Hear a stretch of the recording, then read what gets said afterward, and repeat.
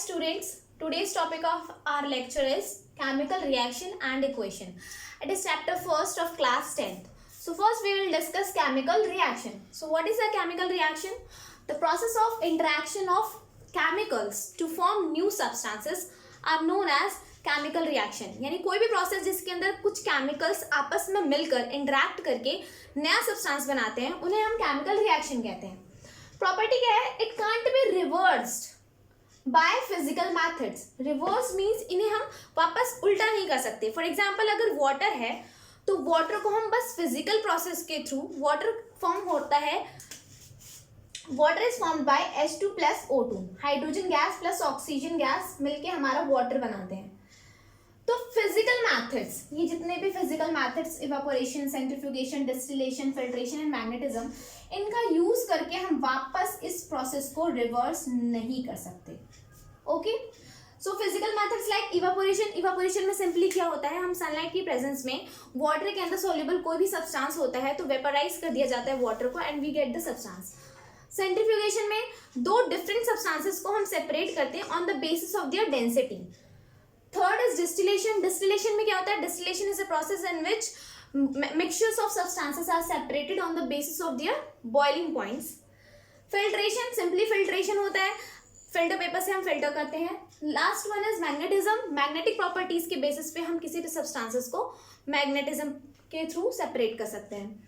So it can't be reverse by physical methods. Chemical methods से we can reverse it, but not with physical methods. Now, chemical reaction involves. So, chemical reaction में होता क्या क्या है? So, first is change in state. State में change आता है, मतलब कोई भी reaction हो रही है तो उस reaction से पहले जो state था compound का, after the reaction change हो जाता है. जरूरी नहीं है but होगा, हो सकता है. फॉर एग्जाम्पल कोई भी अगर सॉलिड या फिर लिक्विड में है तो वो after the reaction gases state में कन्वर्ट हो जाता है, या फिर बिफोर रिएक्शन अगर वो गैसेस स्टेट में है तो सॉलिड और लिक्विड में कन्वर्ट हो सकता है. Next is change in colour. Reaction से पहले किसी और कलर का था and after the reaction colour change हो जाता है. Similar change in temperature. Before the reaction temperature कम था, आफ्टर द रिएक्शन टेम्परेचर ज़्यादा हो गया, या vice versa. And the last one is evolution of gas. यानी कि गैस इवोल्यूशन हो सकती है, गैस फॉर्म हो सकती है. Now we will talk about chemical equation. So what is a chemical equation? It is a mathematical way or a formula to represent a chemical reaction. Okay. So for example, if we say hydrogen reacts with oxygen, hydrogen gas reacts with oxygen to produce water. With oxygen to produce water. So it will be a very lengthy way to write. With oxygen to produce water.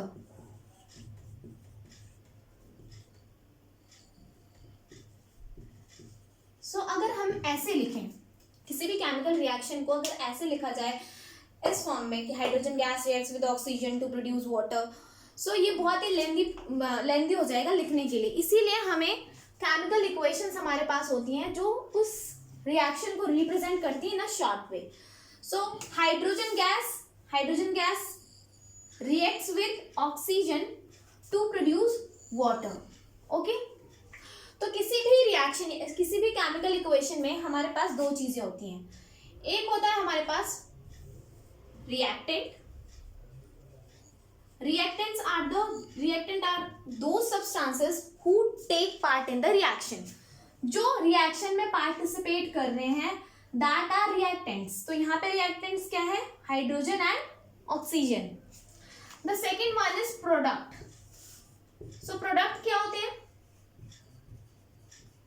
Product are the results after the reaction. जो भी reaction होने के बाद हमारे पास result आता है that is product. अब यहाँ पे ये जो arrow है, ये arrow ये क्या बताता है हमें? So this arrow represent the direction of proceed. किस डायरेक्शन में हमारा reaction proceed कर रहा है ये एरो हमें बता रहा है. अब इसका मतलब है रिएक्शन हाइड्रोजन प्लस ऑक्सीजन को रिएक्ट करके वाटर बना रहा है. If it will like this then it means water break down होके ऑक्सीजन एंड हाइड्रोजन में कन्वर्ट हो रहा है. ये हम बाद में डिस्कस करेंगे. So arrow represent the direction of proceed. Next is this sign. When we have to separate a reactants, हमें रिएक्टेंट्स को आपस में सेपरेट करना होता है, then we use this sign of plus to separate. किसी भी रिएक्टेंट्स को या फिर प्रोडक्ट्स को आपस में सेपरेट करना है, उसके लिए हम यूज करते हैं साइन प्लस। और किसी भी इक्वेशन को इंफॉर्मेटिव बनाने के लिए, थोड़ा और इंफॉर्मेटिव बनाने के लिए हम क्या करते हैं, जितने भी रिएक्टेंट्स हैं और जो भी प्रोडक्ट्स हैं उन सबकी फिजिकल स्टेट मेंशन करते हैं। तो फिजिकल स्टेट मेंशन करने का क्या मतलब है, हमारे पास दिस इज आवर इक्वेशन। सो इसको इंफॉर्मेटिव बनाने के लिए हम इसके आगे इनकी फिजिकल स्टेट लिखते हैं। हाइड्रोजन गैस किस स्टेट में होती है, गैसियस। ऑक्सीजन भी गैसियस स्टेट में, एंड जो वाटर फॉर्म हुआ वो हमारे पास लिक्विड स्टेट में है। ओके, तो हमारे पास स्टेट्स होती हैं लाइक गैसियस स्टेट, जी हम रिप्रेजेंट करते हैं गैसियस स्टेट के लिए, एस रिप्रेजेंट करते हैं सॉलिड स्टेट के लिए, एल रिप्रेजेंट करते हैं लिक्विड स्टेट के लिए, एंड ए क्यू रिप्रेजेंट करते हैं एक्वस स्टेट के लिए। एक्वस स्टेट क्या होता है, जब हमारे पास जो भी प्रोडक्ट होता है वो सॉल्युबल होता है वाटर के अंदर, जिसमें सॉल्वेंट वाटर होता है। जब वाटर सॉल्वेंट होता है तब हम उस स्टेट को एक्वस स्टेट कहते हैं। Now we will learn about how to balance a chemical equation. So let's take example. Fe means iron, ferrous plus water will give rise to Fe3O4 plus hydrogen. Okay? तो balance करने के लिए किसी भी equation को सबसे पहले हमें एक टेबुलर फॉर्म बनानी है। अगर कोई सिंपल इक्वेशन है तो हम उसे ऐसे भी बैलेंस कर सकते हैं, बट अभी ये कॉम्प्लेक्स है तो हम टेबुलर फॉर्म में करेंगे। सो हमें एलिमेंट्स ले लिए, हमारे पास कितने एलिमेंट्स हैं, Fe, हाइड्रोजन एंड ऑक्सीजन, इतनी एलिमेंट्स हैं हमारे पास। हम देखेंगे सारे एलिमेंट्स कितने किस साइड रिएक्टेंट और प्रोडक्ट में कितने कितने हैं। सो फर्स्ट देखते हैं रिएक्टेंट में। आयरन है हमारे पास 1, हाइड्रोजन हमारे पास है 2 एंड ऑक्सीजन हमारे पास है 1। प्रोडक्ट में देखते हैं, आयरन हमारे पास है 3, ऑक्सीजन हमारे पास है 4 एंड हाइड्रोजन हमारे पास है 2। तो बिफोर बैलेंस हम क्या करेंगे, सबके आगे एक ब्रैकेट बना देंगे। Okay, so make a bracket, square bracket हमने बना दिया है। अब देखते हैं कि बैलेंस कैसे करना है। फर्स्ट, रिएक्टेंट में आयरन 1 है बट प्रोडक्ट में आयरन 3 है, तो हम दोनों को इक्वल करने के लिए क्या कर सकते हैं, रिएक्टेंट साइड में हम 3 से मल्टीप्लाई कर सकते हैं। सो हमने मल्टीप्लाई बाय 3 किया, तो यानी कि हमें रिएक्टेंट साइड में 3 मल्टीप्लाई करना है। अब यहाँ पे भी 3 आयरन है, प्रोडक्ट में भी 3 आयरन है। नेक्स्ट देखते हैं हम ऑक्सीजन को। इधर ऑक्सीजन है 1 और इधर है 4। बैलेंस करने के लिए हम क्या कर सकते हैं, इधर मल्टीप्लाई कर सकते हैं 4। तो इधर मल्टीप्लाई किया 4, यानी कि हमें किस साइड, रिएक्टेंट साइड 4 मल्टीप्लाई करना है। अब हमने रिएक्टेंट साइड 4 मल्टीप्लाई कर दिया, तो अब यहाँ पे हाइड्रोजन देखो कितना हो गया है, 4 × 2 8 हो चुका है। रिएक्टेंट में हाइड्रोजन हमारा 8 है, बट प्रोडक्ट साइड में अभी भी हमारा हाइड्रोजन कितना है, 2। तो बैलेंस करने के लिए किससे मल्टीप्लाई करना पड़ेगा, यस 4 से। सो अब हमने प्रोडक्ट साइड में भी 4 से मल्टीप्लाई कर दिया, यानी कि हमें यहाँ क्या चाहिए, 4।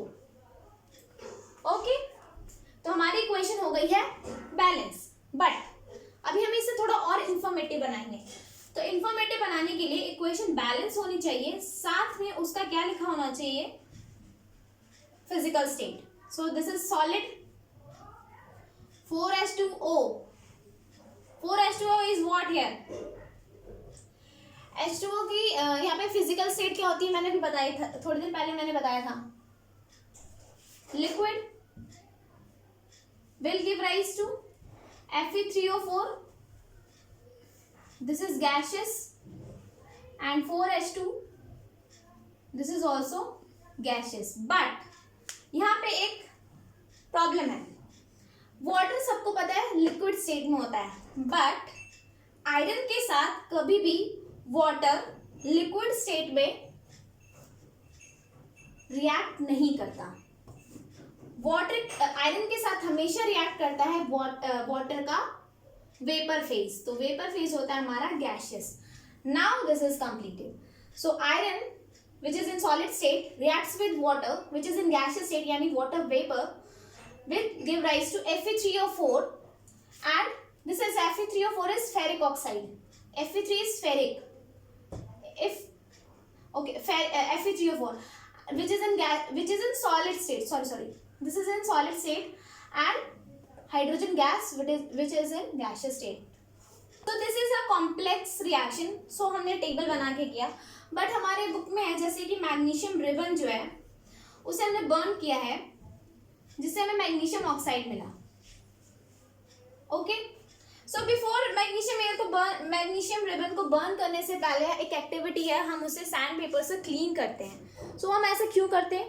क्योंकि मैग्नीशियम जो होता है वो ऑक्सीजन से रिएक्ट करके अपने ऊपर एक मैग्नीशियम ऑक्साइड की लेयर बना देता है.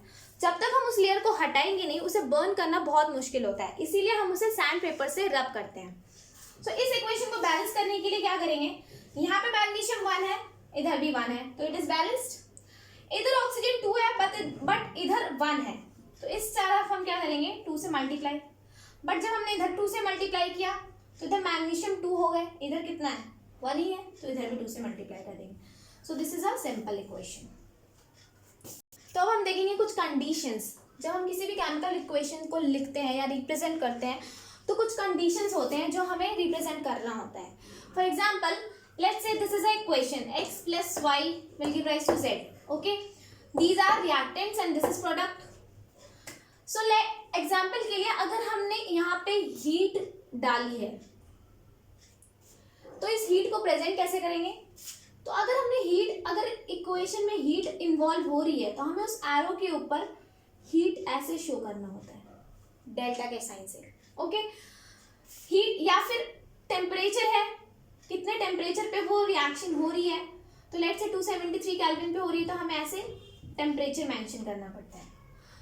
इसी तरह प्रेशर है, तो कितना प्रेशर है, जैसे 10 एटमॉस्फेरिक प्रेशर है या जितना भी है, तो हमें इसी तरह एरो के ऊपर रिप्रेजेंट करना होता है जो भी प्रेशर है.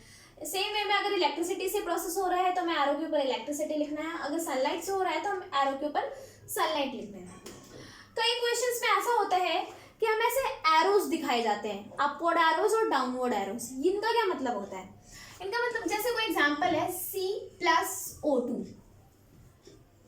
CO2. तो जब भी किसी भी केमिकल रिएक्शन में प्रोडक्ट अगर गैशियस होता है तो उसमें हम प्रोडक्ट के आगे अपवर्ड एरो दिखाते हैं. ओके, डाउनवर्ड एरो को दिखाया जाता है. डाउनवर्ड एरो तब दिखाया जाता है जब किसी भी केमिकल इक्वेशन में let's say zinc plus copper sulphate will be equal to zinc sulphate plus copper. तो डाउनवर्ड एरोस तब दिखाया जाता है जब उसमें कोई भी कंपाउंड प्रोडक्ट साइड पे इनसोल्यूबल सॉलिड में कन्वर्ट हो जाता है. This is also known as precipitate. हम डाउनवर्ड एरो से भी दिखा सकते हैं या फिर ब्रैकेट में हम पीपीटी भी लिख सकते हैं. PPT means precipitate. प्रेसिपिटेट क्या होता है? Any insoluble solid formed inside the solution. तो किसी भी सॉल्यूशन के अंदर जब वो इनसोल्यूबल सब्सटेंस फॉर्म हो जाता है और वो नीचे या फिर बॉटम पे चला जाता है या फिर सरफेस पे स्टिक हो जाता है तो उसे हम पीपीटी प्रेसिपिटेट करते हैं या फिर रिप्रेजेंट कर सकते हैं डाउनवर्ड एरो से. Next is catalyst. कैटलिस्ट क्या होता है? Catalyst are those chemicals which increases the rate of reaction. जो भी रिएक्शन हो रही है उस रिएक्शन को बहुत फास्ट कर देते हैं, उसकी रेट को फास्ट कर देते हैं without actually participating in it. मतलब कोई भी एग्जांपल लेते हैं जैसे C2H4, इसको हम रिएक्ट करते हैं, हाइड्रोजन डालते हैं इसके अंदर तो कन्वर्ट होता है C2H6. हम यहाँ पे कैटलिस्ट डालते हैं निकल. तो ये क्या करता है? इस एक रिएक्शन के रेट को इंक्रीज कर देता है, मतलब इसकी स्पीड को बढ़ा देता है. बट ये खुद रिएक्शन में यूटिलाइज नहीं होता. मतलब अगर आपने यहाँ पे 7 ग्राम निकल डाला है तो आफ्टर द रिएक्शन हमारे पास 7 ग्राम निकल ही होगा. Okay, so our next topic is types of chemical reaction. So there are 5 types of chemical reaction: combination, decomposition, displacement, double displacement, and last is redox reaction. So first One is combination reaction. The word combination means, combination का मतलब क्या होता है?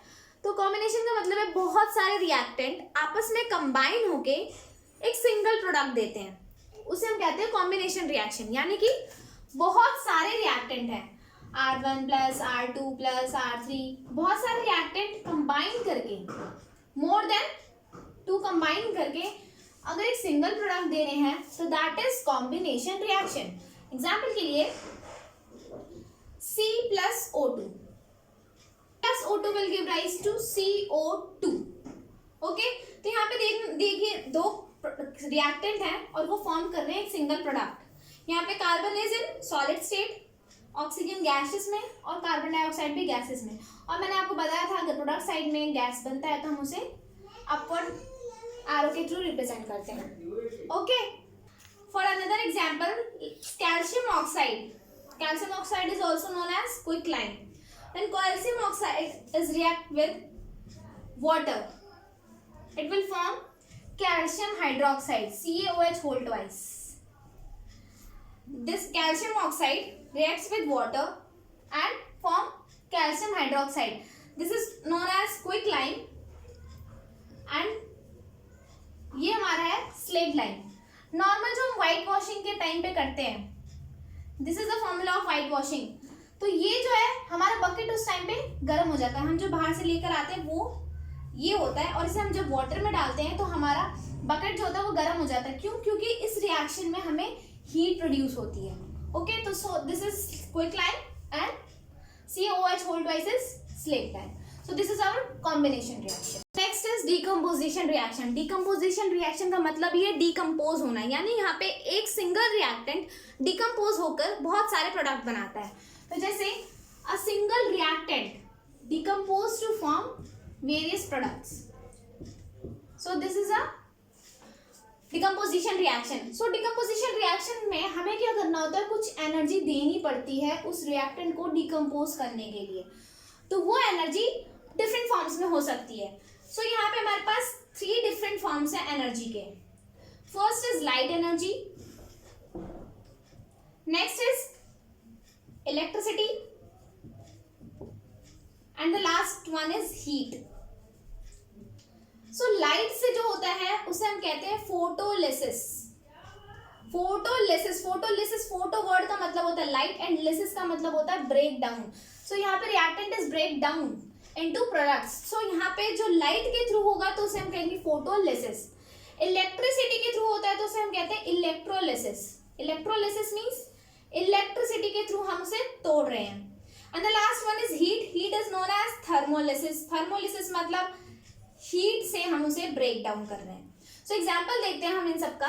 Light का example है photolysis का AgBr। AgBr is silver bromide. Silver bromide को जब हम लाइट यानी कि सनलाइट की प्रेजेंस में देते हैं, this is the symbol of sunlight, so it will break down into silver and bromine. Okay, तो यहाँ पे ये जो प्रोसेस है हम ब्लैक एंड व्हाइट फोटोग्राफी में इस प्रोसेस का यूज करते हैं। एंड एक और क्वेश्चन भी आता है इसमें बेस्ड कि हम why we stored AgBr in dark bottles. तो उसका रीजन यही है, अगर हम उसे डार्क बॉटल्स में स्टोर नहीं करेंगे तो लाइट पड़ते ही जो AgBr यानी कि सिल्वर ब्रोमाइड है वो ब्रेक डाउन हो जाएगा सिल्वर एंड ब्रोमीन में। Next one is electrolysis. Electrolysis का यूज कहाँ पे होता है? वाटर को ब्रेक डाउन करने में। This is the formula of water. So water को ब्रेक डाउन करने में, यहाँ हम बैलेंस करते हैं इक्वेशन को, वाटर को ब्रेक डाउन करने के लिए हमें इलेक्ट्रिसिटी चाहिए होती है। तो मैंने बताया था जिससे भी हम ब्रेक डाउन कर रहे हैं हम एरो के ऊपर वो लिख देंगे। सो वाटर को हम ब्रेक डाउन कर रहे हैं with the help of electricity. It will break down into hydrogen gas and oxygen. For balancing it we put here, okay, now this is electrolysis. यहाँ पे वाटर ब्रेक डाउन हो रहा है with the help of electricity into hydrogen gas and oxygen gas. This is also, these all are decomposition reaction. The third one is heat. So heat का best example है calcium carbonate. Calcium carbonate is break down होता है, मैंने बताया था पहले heat का symbol होता है delta. So calcium carbonate is break down into calcium oxide plus carbon dioxide. So this is the third type of decomposition reaction thermolysis, यहाँ हम हीट का यूज करके किसी भी रिएक्टेंट को ब्रेक डाउन कर रहे हैं टू फर्दर कंपोनेंट्स। तो next one is displacement reaction. Displacement word का ही मतलब है एक एलिमेंट दूसरे एलिमेंट को उसके सॉल्यूशन में से डिस्प्लेस कर देता है। बट कौन सा एलिमेंट किसे करता है? जो ज्यादा रिएक्टिव एलिमेंट होता है वो कम रिएक्टिव वाले सॉल्यूशन से उसको डिस्प्लेस करके उसकी जगह खुद आ जाता है। For example XY plus Z, अगर हम यहाँ पे देखें x जो है वो Z से कम रिएक्टिव है या Z जो है वो x से ज्यादा रिएक्टिव है, तो Z क्या करेगा? x को डिस्प्लेस करेगा और y के साथ कंपाउंड बना लेगा और x को अलग कर देगा। सो this is a type of displacement reaction. Example के लिए आयरन को जब हम डिसॉल्व करते हैं कॉपर सल्फेट में, सो कॉपर क्या करता है? Iron is more reactive than copper, so iron displace कर देता है कॉपर को एंड खुद सल्फेट के फेरस सल्फेट बना लेता है एंड कॉपर जो होता है उसे डिस्प्लेस कर देता है। So this is a type of displacement reaction in which one element displaces the other element from its solution. Why? Because it is more reactive than that element. So next is this double displacement reaction. So double displacement reaction में क्या होता है? यहाँ पे जो भी reactants होते हैं उनके जो ions होते हैं उनके बीच में exchange हो जाता है. So this is double displacement reaction in which there is exchange of ions between the reactants. Example के लिए Na2SO4 यानी कि sodium sulphate react with barium chloride BaCl2. Na2SO4 reacts with barium chloride to form NaCl sodium chloride plus barium sulfate. Barium sulfate. So यहाँ पे हम देखेंगे क्या हुआ. यहाँ पे आयन था हमारे पास सल्फेट और यहाँ पे हमारे पास आयन था क्लोराइड. तो क्या होता है यहाँ पे जो इनमें आयंस का एक्सचेंज हो जाता है. सोडियम ने किसके साथ कंपाउंड बना लिया? क्लोराइड के साथ, सोडियम क्लोराइड. एंड जो बेरियम था उसने एक्सचेंज कर लिया अपना आयन सल्फेट के साथ और उसने बनाया बेरियम सल्फेट. डबल डिस्प्लेसमेंट में यही होता है, जो भी रिएक्टेंट्स होते हैं उनके दो जो आयंस होते हैं वो आपस में एक्सचेंज हो जाते हैं और उनमें हमेशा एक प्रेसिपिटेट बनता है. इन this reaction barium sulphate is the precipitate. और मैंने आपको पहले बताया था प्रेसिपिटेट को रिप्रेजेंट करने के लिए या तो हम डाउन हेड एरो दिखाते हैं या फिर हम ब्रैकेट में प्रेसिपिटेट लिखते हैं. And here this precipitate is white in colour. So this is example of double displacement reaction. The fifth type of reaction is redox reaction. यहाँ पे रिडॉक्स का मतलब क्या है? Red means reduction and ox means oxidation, यानी कि वो reaction जिसमें रिडक्शन भी होता है एज वेल एज ऑक्सीडेशन भी होता है. अब यहाँ पे वर्ड जो है रिडक्शन एंड ऑक्सीडेशन, इसका मतलब क्या है? So reduction means removal of oxygen. Removal of क्या हो रहा है? रिमूवल ऑक्सीजन का हटना इज रिडक्शन. और इन अनदर टर्म हम कह सकते हैं addition of hydrogen. Hydrogen add हो या फिर रिमूवल हो ऑक्सीजन का तो रिडक्शन कहलाता है.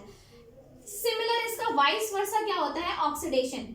एडिशन हो जाएगा यहाँ पे ऑक्सीजन का तो वो हमारा ऑक्सीडेशन है और रिमूवल हो जाए हाइड्रोजन का तो वो हमारा ऑक्सीडेशन है. ओके, सो अब हम एक एग्जांपल के थ्रू से समझेंगे. Let's say TbO lead oxide plus carbon will give rise to lead plus carbon dioxide. Balance करने के लिए हमने इधर 2 लिखा, इधर भी 2. Now it is balanced. Yes. So एक रिडक्शन एंड ऑक्सीडेशन तो आपको समझ आया. एक टर्म होता है यहाँ पे reducing agent and oxidizing agent. तो ये क्या होते हैं? सो एजेंट होते हैं जो हेल्प करे उन चीज को करने में. तो रिड्यूसिंग एजेंट क्या होते हैं? जो दूसरे एलिमेंट को रिड्यूस कर देते हैं, जो दूसरे एलिमेंट्स का रिडक्शन करवा देते हैं. बट वो इटसेल्फ क्या हो जाते हैं? ऑक्सीडाइज हो जाते हैं. मतलब खुद का उनका क्या हो जाता है? ऑक्सीडेशन हो जाता है. वो दूसरों को तो रिड्यूस कर देते हैं बट वो खुद क्या हो जाते हैं? ऑक्सीडाइज. सिमिलर वे में ऑक्सीडाइजिंग एजेंट्स क्या होते हैं? जो दूसरों का ऑक्सीडेशन करते हैं बट खुद हो जाते हैं रिड्यूस. तो इन एग्जांपल दिस, यहाँ पे लेड ऑक्साइड जो है वो कन्वर्ट हो रहा है लेड में, तो ऑक्सीजन रिमूव हो गया. So their removal of oxygen क्या कहलाता है हमारा? रिडक्शन। तो यहाँ पे हमारा पीबीओ का क्या हो रहा है? रिडक्शन। एंड कार्बन में क्या हो रहा है? ऑक्सीजन ऐड हो रहा है। तो कार्बन में ऑक्सीजन ऐड हो रहा है तो ये क्या हो रहा है इसका? Oxidation. Addition of oxygen is known as oxidation. So PbO का क्या हो रहा है? रिडक्शन।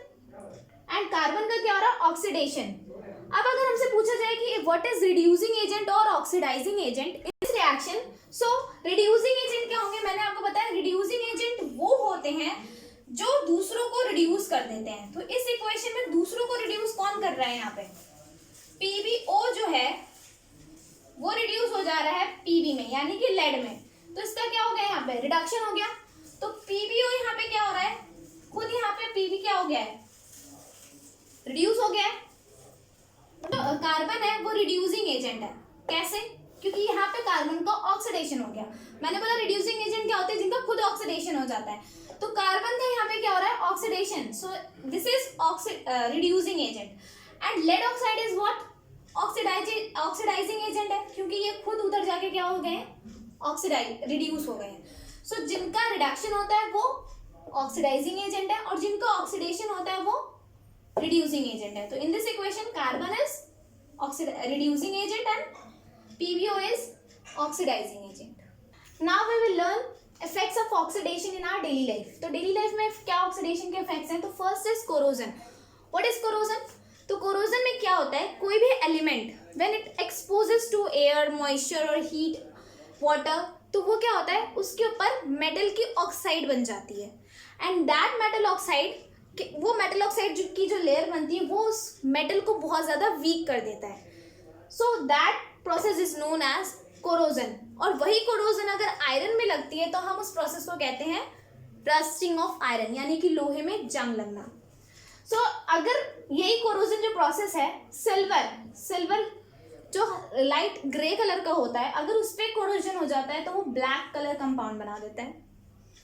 आयरन ब्राउन कलर और reddish brown and the copper becomes green colour का। आपने देखा होगा, अगर आपने कभी रिंग पहनी हो कॉपर की, तो हमारे यहाँ पे जहाँ पे रिंग होता है उसके प्लेस पे ग्रीन कलर का राउंड शेप स्ट्रक्चर बन जाता है, ग्रीन सा हमारे फिंगर्स में। वो क्यों होता है? Because of corrosion of copper. तो इन सबको प्रिवेंट करने के लिए हम क्या करते हैं? बहुत सारे प्रोसेस होते हैं लाइक गैल्वेनाइजेशन, हम इस पे पेंट कर सकते हैं, पेंटिंग, हम ग्रीजिंग कर सकते हैं, ऑयलिंग कर सकते हैं, एटसेट्रा। बहुत सारे प्रोसेस होते हैं जो प्रिवेंट करते हैं corrosion of any element. Next one is rancidity. So what is rancidity? तो रेंसिडिटी में क्या होता है? जो भी फूड फैट कंटेनिंग होते हैं वो जब भी एक्सपोज होते हैं, एयर के कांटेक्ट में आते हैं, तो उनका ऑक्सीडेशन हो जाता है और वो बैड स्मेलिंग कंपाउंड में कन्वर्ट हो जाते हैं। तो इसीलिए बहुत सारे फूड पैकेट्स होते हैं, जैसे चिप्स का एग्जांपल लेते हैं हम, तो उसके अंदर कुछ एयर लाइक वो फुला सा आता है। क्यों? क्योंकि उसके अंदर नाइट्रोजन गैस हम भर के रखते हैं। उस नाइट्रोजन गैस का फंक्शन क्या होता है? वो नाइट्रोजन गैस जो होता है उस फूड पार्टिकल को ऑक्सीडाइज होने से प्रिवेंट करता है। So this is rancidity. Okay, now will discuss some special types of reaction. तो there are special types of reaction, endothermic reaction and exothermic reaction. The word thermic means heat and और endo मतलब होता है heat provide करना। Thermic means heat और endo मतलब provide कर रहे हैं हम रिएक्शन को। सो एंडोथर्मिक में क्या होता है? फॉर एग्जाम्पल कैल्शियम कार्बोनेट है हमारे पास। कैल्शियम कार्बोनेट को जब हम हीट देते हैं तो वो कन्वर्ट होता है calcium oxide plus carbon dioxide gas में। तो यहाँ पे जो कैल्शियम कार्बोनेट है इसको हमने क्या किया? हीट दिया है। तो this is type of endothermic reaction, क्योंकि हमने रिएक्शन में हीट दिया है।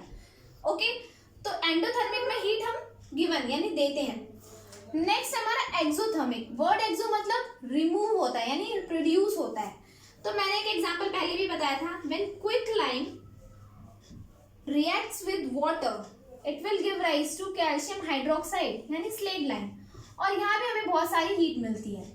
तो जिस रिएक्शन में हीट रिलीज होती है उन्हें हम कहते हैं exothermic reaction. So this is the last part of our chapter, chemical reaction and chemical equation.